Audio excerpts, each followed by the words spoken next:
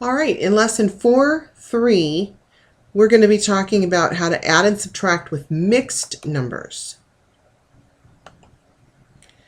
One thing that I want to stress here is that although never may seem like a strong word to use here, I really want you to get into the habit of never.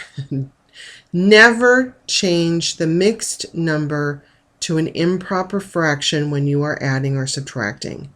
You really don't want to do that.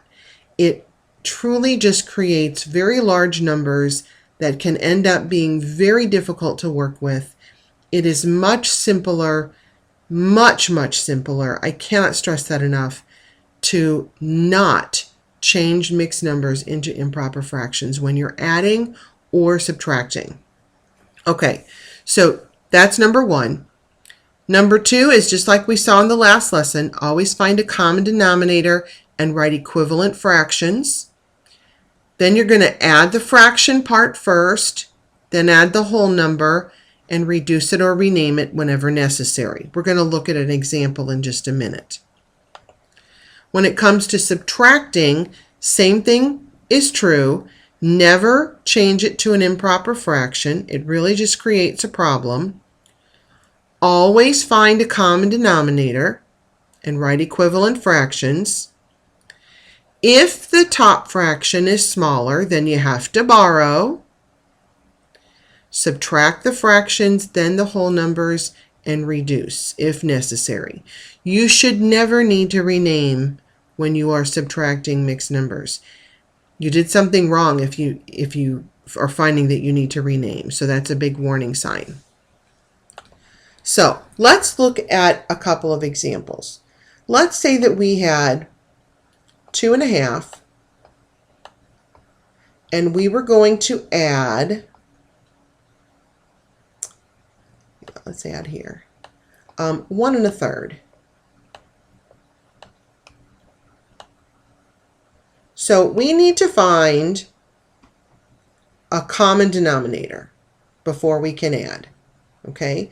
Now, although it's not necessary, when you are adding mixed numbers, a lot of people like to see it vertically rather than horizontally. So as I find my equivalent fractions with a common denominator, I'm going to write it vertically. So a common denominator for 2 and 3 would be 6. So an equivalent of 1/2 and 6 would be 3 out of 6. And now I'm going to, again, I said I'd write it vertically. 1 and, again, our new denominator is 6.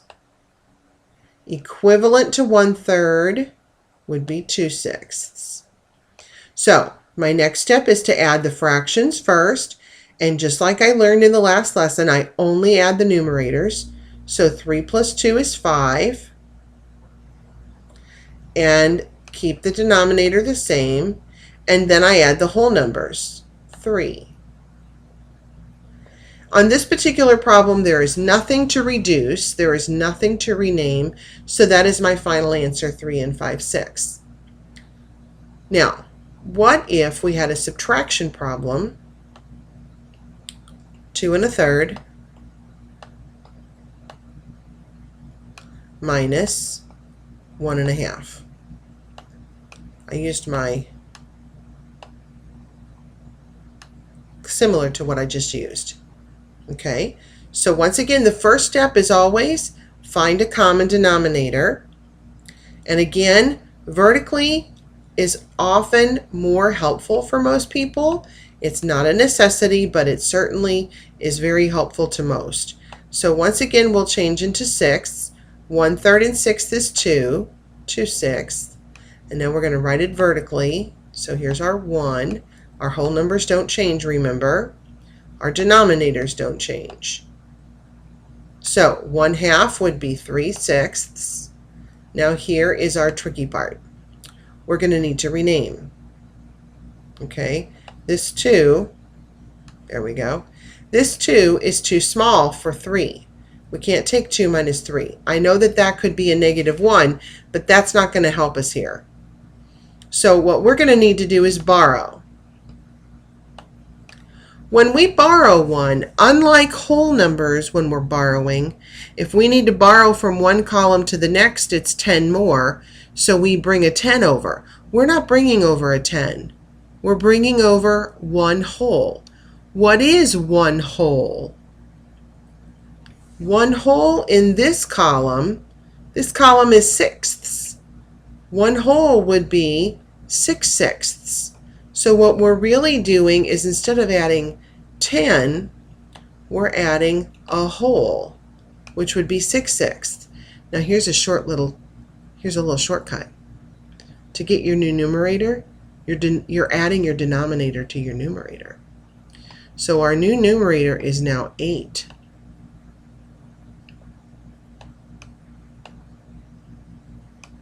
So now 8 minus 3 is 5. Remember, we don't change our denominator.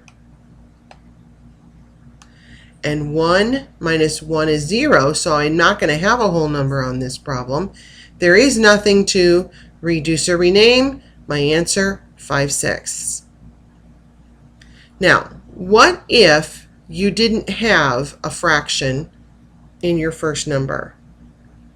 What if you had 3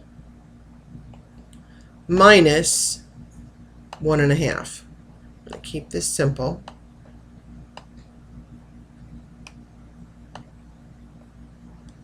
You would need to fill in 0 halves. You have no halves here.